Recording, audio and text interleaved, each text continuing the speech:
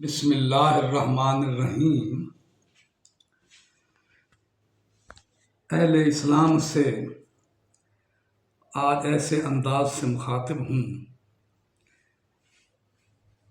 کہ آقا علیہ السلام کے دین پہ، اسلام پہ انتہائی مشکل وقت آن پڑا ہے۔ فرعون تھا، خدائی کا دعویٰ کرنے والا تھا۔ موسیٰ کلیم اللہ کو، موسیٰ علیہ السلام کو بے شمار اذیتیں دیں، تکلیفیں دیں، حتیٰ کہ رب کائنات نے اس فرعون کو جو خدائی کا دعویٰ کرنے والا تھا، اس نے 12,000 کے قریب پیدا ہونے والے بچوں کو پیدا ہونے کے ساتھ ہی تحقیق کروا دیا، بے شمار لوگوں پہ ظلم کیے، عزتوں کو پامال کر دیا۔ اور رب کائنات نے اس فرعون کو دریائے نیل میں غرق کر کے اس کی لاش کو آنے والے لوگوں کے لیے عبرت کا سامان بنا دیا۔ فَاعْتَبِرُوا يَا أُولِي الْأَبْصَارِ، بصیرت والے لوگوں، اب بھی وقت ہے، عبرت حاصل کرو۔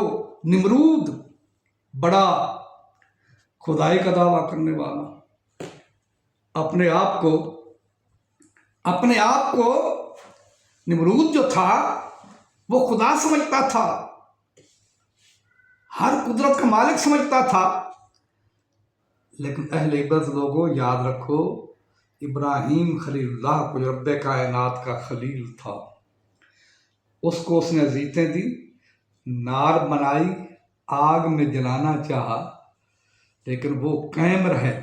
رب والے قائم رہتے ہیں، دین والے قائم رہتے ہیں، ان کا نام بھی قائم رہتا ہے، ان کی شخصیت بھی قائم رہتی ہے۔ اس نمرود کو رب کائنات نے کیسے ہلاک کیا؟ خدائی کا دعویٰ کرنے والے کو، اس ظالم شخص کو ایک مچھر سے، جو کائنات کی سب سے چھوٹی اس کی تخلیق ہے، اس کے ذریعے، اس کے ناک کے نتنوں سے اس کے دماغ میں اس کو پہنچا دیا۔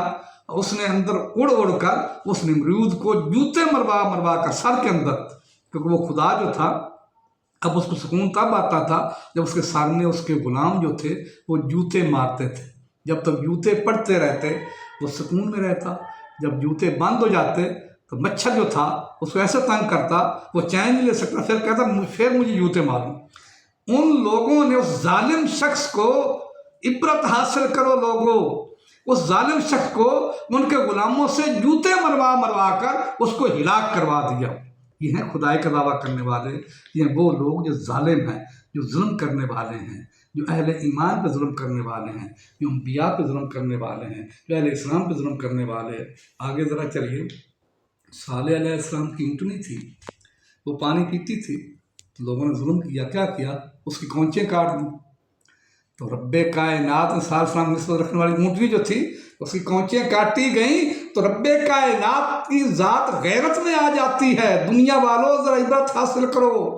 تو اس ہستی کو، اس جو بستی تھی، اس کو نیچے سے ہاتھ ڈال کر اکھاڑ اوپر لے جا کر اس کو تہس نہس کر کے رکھ دیا گیا، اٹھا کے رکھ دیا۔ نیچے سے ہاتھ ڈالا زمین کو، اوپر لے جا کر درمیان آسمان میں اس کو نیچے پھینکا، ان سب کو ہلاک کر کے رکھ دیا۔ دنیا والوں، مرید کے اندر ایک قیامت برپا ہو چکی ہے۔ یہ لوگ کیا سمجھتے ہیں؟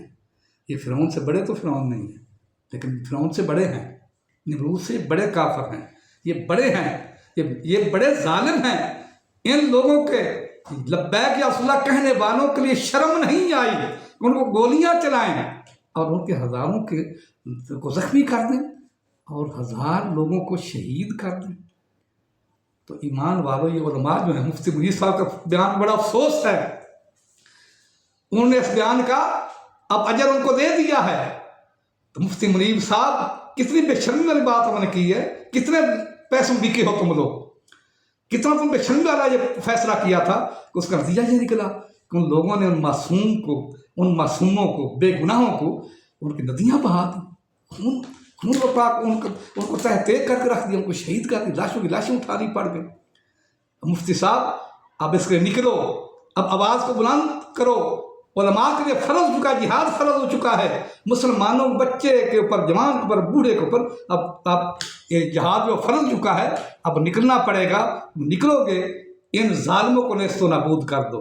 इन ज़ालिमों के, इन जो जुल्म वाले हथकंडे हैं, इनका अब जो है ना, इनका जो फैम खुल चुका है। जो भी इस्लामी टोला है उसको ख्वार करते हैं, उसको परेशान करते हैं। पता नहीं यहूदी हैं, ईसाई हैं, कौन से लोग हैं, चाहे कोई जनरल है, चाहे कोई वज़ीर आज़म है, चाहे जो भी है, जो वज़ीर है, सारे के सारे अब ये जो किरदार अदा किया ना, मुसलमानों पर हाथ उठाकर मन कातल मुमिनन मुतअम्मिदन फजज़ाउ जहन्नम खालिदीन फीहा। जो भी किसी एक मोमिन को कत्ल करते हैं, आधा एक मोमिन का कत्ल जो है वो पूरी खुदाई का कत्ल होता है। तो ईमान वालों, ये कितने मोमिन जो हैं लब्बैक सलकाने वालों को गोलियां चल रही हैं, कितनों को शहीद कर दिया। जब एक मुसलमान को इंसान मारता है ना इस तरीके से, वो दायरा इस्लाम से खारिज जाता है। तो बड़ी ये मिसाल है, निकलो जिहाद के, निकलो, इनका साथ दो, इस जुल्म का साथ दो, ये फ़र्ज़ है। इस अजर से पीछे मत रहना। अल्लाह के हुज़ूर दुआ है कि मुझे और आपको इसके ऊपर शरीक होने की तौफीक में फरमाए। वमा अलैना इल्लल बलागुल मुबीन।